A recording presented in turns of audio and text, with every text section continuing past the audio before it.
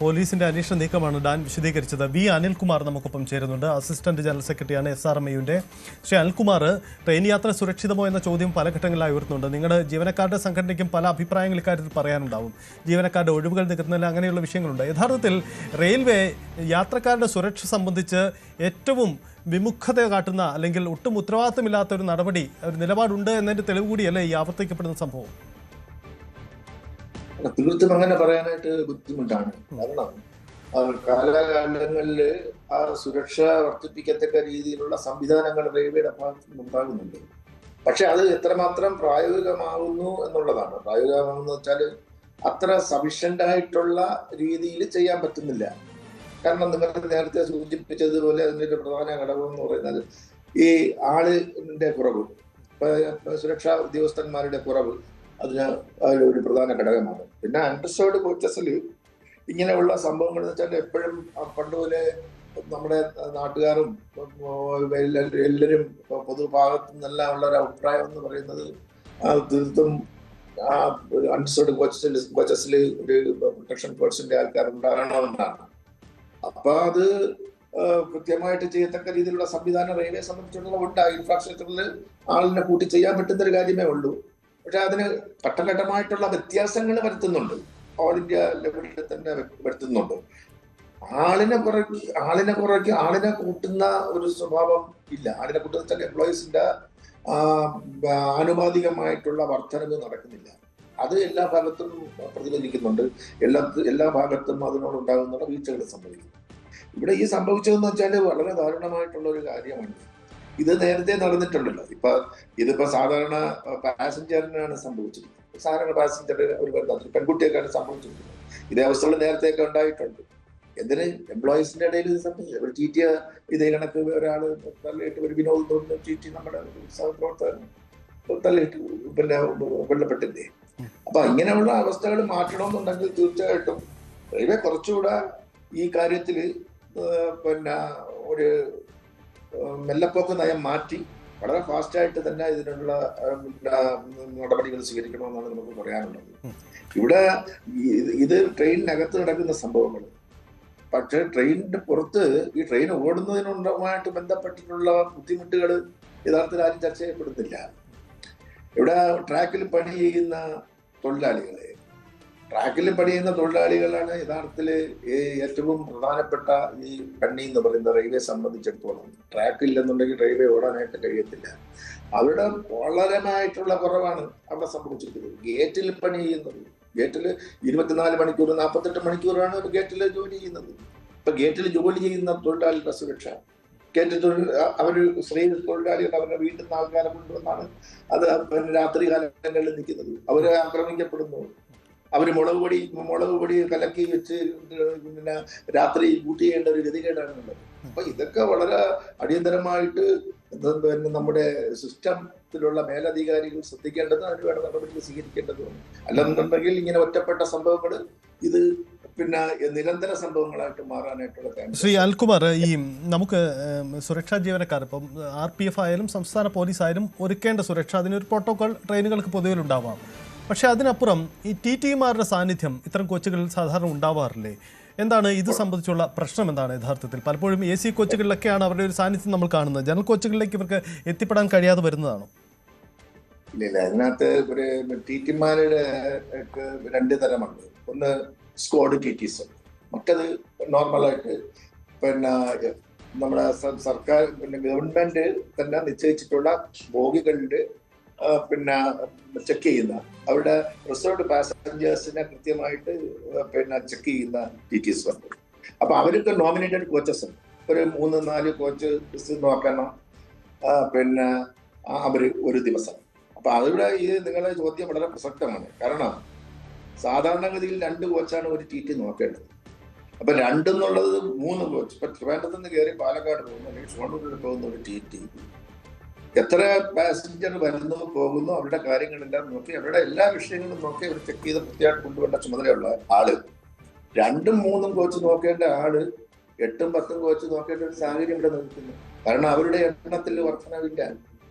അവിടെയും തൊഴിലാളികളെ കറക്റ്റായിട്ട് പോസ്റ്റ് ചെയ്യുന്നില്ല, പുതിയ റിക്രൂട്ട്മെന്റിൽ നടക്കുന്നില്ല. അതൊന്ന്. 2, സ്ക്വാഡ് TTs ആണ്. സ്ക്വാഡ് TTs അവരാണ് യഥാർത്ഥത്തിൽ അണ്ടർസേർവ്ഡ് കോച്ചസിൽ പിന്നെ കയറുന്നത്.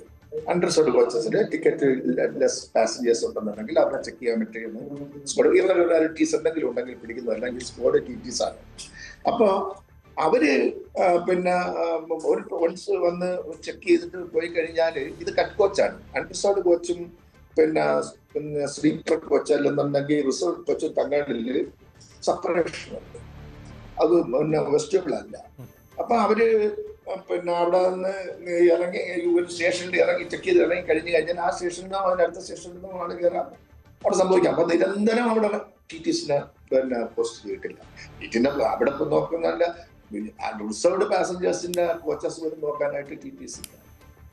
ഇതൊക്കെയാണ് കാലങ്ങളായിട്ട് നമ്മുടെ ട്രേഡ് യൂണിയനുകൾ, southern railway Mazdoor union, all India railways federation, കാലാകാലങ്ങൾ അഖിലേന്ത്യാ തലത്തിൽ എല്ലാ സ്ഥലത്തും അംഗീകാരമുള്ള ഒരു സംഘടനയാണ് നമ്മുടെ സംഘടന, സ്വന്തം സംഘടനയാണ്. കാലാകാലങ്ങളിലായിട്ട് നമ്മൾ കിടന്ന് മറുപടി കൂട്ടുന്നതിനാണ് ആനുപാതികമായിട്ട് തൊഴിലാളികളെ നിയമിക്കുക, സുഗമമായി നടത്തുന്നത്. കംപ്ലീറ്റ് പ്രൈവറ്റൈസ് ചെയ്ത് ഇതിലെല്ലാം ഇല്ലാതാക്കത്തക്ക രീതിയിലുള്ള ഒരു സംവിധാനമാണ് ഗവൺമെന്റ് നടത്തേണ്ടത്. അനിൽകുമാർ, ഈ നമുക്ക് ട്രെയിൻ യാത്രക്കിടയിൽ ഇത്തരം മോശം അനുഭവങ്ങൾ എവിടെയെങ്കിലും ഉണ്ടായെങ്കിൽ ബന്ധപ്പെടാൻ ഒരു ടോൾ ഫ്രീ നമ്പർ, അത്തരം ഒരു സംവിധാനം റെയിൽവേ സാധാരണ കൊണ്ടുപോയിട്ടില്ലേ? അങ്ങനെ ഒരു സംവിധാനം പ്രവർത്തിക്കുന്നുണ്ടോ? അല്ല, അങ്ങനെ ഒരു സംവിധാനമുണ്ട്, വിളിക്കാം. അതൊക്കെ ചില കാര്യങ്ങളെല്ലാം വളരെ കൃത്യമായിട്ട് തന്നെയാണ് റെയിൽവേ ചെയ്തുകൊണ്ടിരിക്കുന്നത്. ഇവിടെയുള്ള ഏറ്റവും വലിയ പ്രശ്നം എന്ന് പറയുന്നത് ഇതനുസരിച്ചുള്ള സിസ്റ്റം കറക്റ്റായിട്ട് നടപ്പിലാക്കാൻ പറ്റുന്നില്ല. നമുക്ക് അതിനുള്ള പിന്നെ തൊഴിലാളികളെ നിയമിക്കണം, എന്നാൽ മാത്രമേ പറ്റത്തുള്ളൂ. നമുക്കറിയാലോ, ആൾക്കൂട്ടം ഒരുപാട് കൂട്ടം വരുമ്പോഴത്തേക്ക് എങ്ങനെ നിയന്ത്രിക്കാൻ പറ്റും? അപ്പൊ നമ്മുടെ ഉദ്യോഗസ്ഥന്മാർ അവിടെ ഉണ്ടെന്നുണ്ടെങ്കിൽ ഇത് സംഭവിക്കൂ. ഇപ്പൊ അണ്ടർസേർവ്ഡ് കോച്ചിലും സ്ക്വാഡ് TTsനെ നിയമിക്കുന്ന ഒരു സാഹചര്യം അങ്ങനെ ഉണ്ടായാൽ വളരെ ഒരു TT എന്ന് നിൽക്കുമ്പോഴത്തേക്ക് ഒരിക്കലും പിന്നെ അനാശാസ്യ പ്രവർത്തനങ്ങൾ ഉണ്ടാകാൻ വളരെ ബുദ്ധിമുട്ടാണ്. അപ്പൊ അതനുസരിച്ചുള്ള സംവിധാനങ്ങൾ ചെയ്യണം. അതിനുള്ള ഇത് ഉണ്ടല്ലോ, ഇൻഫ്രാസ്ട്രക്ചർ ഉണ്ടല്ലോ റെയിൽവേക്ക്. റെയിൽവേ ലാഭത്തിന് പോകുന്ന ഒരു പ്രസ്ഥാനമല്ലേ. അപ്പൊ അതിനനുസരിച്ച് ഗവൺമെന്റും റെയിൽവേ ബോർഡും അതിനനുസരിച്ചുള്ള തൊഴിലാളി യൂണിയനുമായിട്ട് ചർച്ച നടത്തിയിട്ട് അതിന് ആനുപാതികമായിട്ടുള്ള ആൾക്കാരെ നിയമിക്കാനായിട്ടുള്ള സംവിധാനം ഉണ്ടാക്കണം. അതെ, നമ്മുടെ ഈ ഡിവിഷനിൽ മാത്രമേ ഈ ജീവനക്കാരുടെ പ്രശ്നമുള്ളൂ, അതോ ഇന്ത്യയിൽ മൊത്തത്തിൽ ഈ ജീവനക്കാരുടെ ഒരു കുറവ് റെയിൽവേ പ്രത്യേകിച്ചുള്ളതാണോ? ഇത് ഇന്ത്യയിൽ മൊത്തമായിട്ട് നടക്കുന്ന ഒരു സംവിധാനമാണ്. നിങ്ങൾക്കെല്ലാം പത്രക്കാരെ നിങ്ങൾക്ക് എല്ലാവർക്കും അറിയാം എന്താണ് നടക്കുന്നത് ഇന്ത്യൻ റെയിൽവേയിൽ. ഇന്ത്യൻ റെയിൽവേ ഘട്ടഘട്ടമായിട്ട് പ്രൈവറ്റൈസ് ചെയ്ത് അതിനെ ഇല്ലാതാക്കാനായിട്ടുള്ള സംവിധാനത്തിലാണ് പോകുന്നത്. ട്രെയിനുകൾ കൊടുത്തു തുടങ്ങി, റെയിൽവേ സ്റ്റേഷനുകൾ കൊടുത്തു തുടങ്ങി. നിങ്ങൾക്കറിയാലോ, നിങ്ങളൊക്കെ പണ്ട് യാത്ര ചെയ്യുമ്പോഴത്തേക്ക് പെട്രോൾ ഉണ്ട്, ഇങ്ങനെ ഓരോ കാറ്ററിംഗ് ഉണ്ട്. ഇതൊക്കെ ഇപ്പൊ ആരാ ചെയ്യുന്നത്? അന്ന് നടന്നപ്പോൾ എന്തെങ്കിലും ബുദ്ധിമുട്ടുണ്ടായിട്ടുണ്ടോ?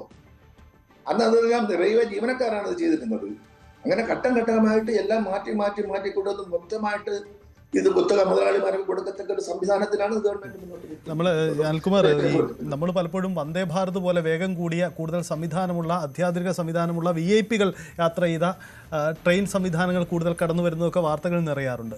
റെയിലും സമാനമായി വലിയ സംവിധാനമുള്ള വേഗം കൂടിയ റെയിലും ചർച്ചയിലുണ്ട്. പക്ഷേ ഇപ്പോഴും അവശേഷിക്കുന്നത് സാധാരണക്കാർ യാത്ര ചെയ്യുന്ന സാധാരണ ട്രെയിൻ സർവീസുകൾ അല്ലെങ്കിൽ ജനറൽ കമ്പാർട്ട്മെന്റുകൾ. ഇവിടങ്ങളിലേക്ക് ഒരു ശ്രദ്ധയും പോകുന്നില്ല എന്നൊരു യാഥാർത്ഥ്യം കൂടിയുണ്ട്. എവിടെ പോകുന്നില്ലെന്ന് ഒന്നുകൂടെ പറയാമോ?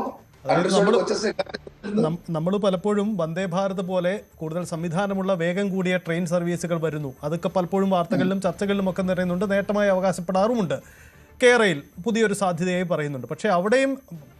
പക്ഷേ പലപ്പോഴും വിട്ടുപോകുന്ന ഒരു കാര്യം, സാധാരണ ആളുകൾ യാത്ര ചെയ്യുന്ന നമ്മുടെ ജനറൽ കമ്പാർട്ട്മെൻറ്റുകൾ അല്ലെങ്കിൽ സാധാരണ ട്രെയിനുകൾ ഈ വിഷയങ്ങളിലേക്കൊന്നും യാത്രക്കാരുടെ സുരക്ഷ സംബന്ധിച്ചോ മറ്റ് സൗകര്യങ്ങൾ സംബന്ധിച്ചോ ചർച്ചകളിലേക്ക് വരുന്നില്ല എന്നൊരു യാഥാർത്ഥ്യമുണ്ടല്ലോ.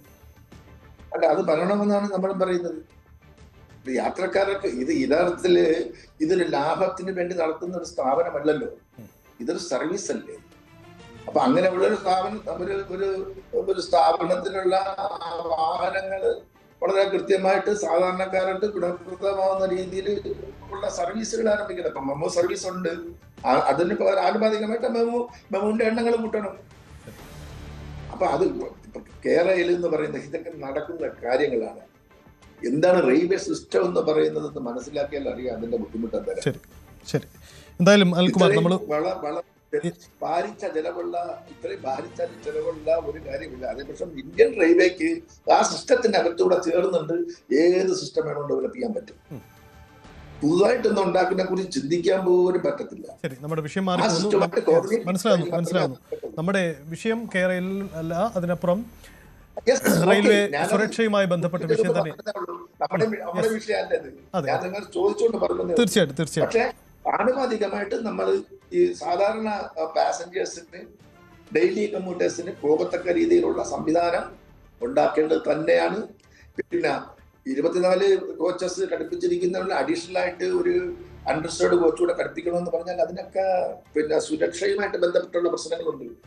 അതുകൊണ്ടാണ് അങ്ങനെ അതിനൊരു കപ്പാസിറ്റി ഉണ്ട്, അതനുസരിച്ച് മാത്രമേ അതിന് പോകാൻ പറ്റത്തുള്ളൂ. അതുകൊണ്ടാണ് അണ്ടർസ്റ്റേർഡ് കോച്ചസ് കൂട്ടാൻ പറയുമ്പോഴത്തേക്ക് റെയിൽവേ അതിന് ചെറിയ തടസ്സം പറയുന്നത്. പകരം എന്ത് ചെയ്യണം? മെമോ സർവീസ് ഒരുപാട് കൂട്ടണം. വളരെ നന്ദി അനിൽകുമാർ പ്രതികരിച്ചതിന് ഈ വിഷയത്തിൽ. വളരെ നന്ദി. നമുക്ക് മുന്നിൽ ഉണ്ടാവുന്നത് വീണ്ടും വന്ദേ ഭാരതിൻ്റെ ഒരു പുതിയ ട്രെയിൻ കൂടി കേരളത്തിലേക്ക് വരുന്നു എന്നത് വലിയ നേട്ടമായി നമ്മൾ പൊതുവിൽ പറയുന്നു. അതിൻ്റെ വാർത്തകളൊക്കെ വരുന്നതിനിടയിലാണ് സംസ്ഥാനത്ത് ഒരു ട്രെയിനിൽ വെച്ച് ഒരു പെൺകുട്ടിക്ക് നേരെയുണ്ടായ അതിക്രമ വാർത്തയും നമുക്ക് റിപ്പോർട്ട് ചെയ്യേണ്ടി വരുന്നത്. നമുക്ക് ഉയരുന്ന ചോദ്യം ഇതാണ്: ഉയരുന്ന ഈ സംവിധാനങ്ങൾ, കേരളയിൽ പോലെയുള്ള ചർച്ചകൾ, വന്ദേ ഭാരത് ട്രെയിനുകളുടെ കടന്നുവരവെല്ലാം സമൂഹത്തിലെ ഒരു വിഭാഗത്തിനെങ്കിൽ ഇപ്പോഴും ട്രെയിൻ സർവീസുകൾ, നമ്മുടെ സാധാരണക്കാർ യാത്ര ചെയ്യുന്ന അടിസ്ഥാന ജനറൽ കമ്പാർട്ട്മെൻറ്റിൽ അടക്കം യാത്ര ചെയ്യുന്ന സാധാരണക്കാർക്കൊക്കെ എന്തു സുരക്ഷ എന്ന വളരെ പ്രധാനപ്പെട്ട ചോദ്യം കൂടി നമുക്ക് മുന്നിൽ വരുന്നുണ്ട്. തുടർ ചർച്ചകൾക്ക് വിധേയമാവേണ്ട കാര്യമാണ്. എന്തായാലും തിരുവനന്തപുരത്ത് നിന്ന് വരുന്ന വാർത്ത ആ പെൺകുട്ടിയുടെ ആരോഗ്യനില ഭേദപ്പെട്ടു വരികയാണ്, വെന്റിലേറ്ററിൽ നിന്നും മാറ്റിയെന്ന കാര്യമാണ്.